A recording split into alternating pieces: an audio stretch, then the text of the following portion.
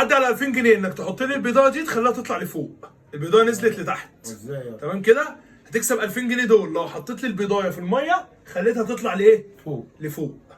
تحت تمام دي كده؟ لا يعني كده. تحت دي لا، انا عايز البضاعه لما تحطها كده تطلع لفوق. عايز اشوف حلاوتك تكسب 2000 جنيه.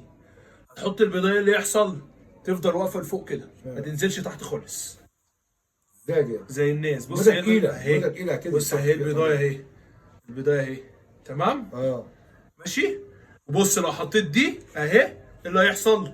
تبقى نزلت لتحت اهي. انا عايزها بقى ايه؟ فوق. تطلع لفوق. تعرف تعملها؟ طب ما امسكها بايديها فوق وخلاص. تمسكها بايديك فوق؟ لا ما فيش الكلام ده، هتحط البضايه تطلع لفوق تكسب ماشي. 2000 جنيه. يلا عايز اشوف حلاوتك.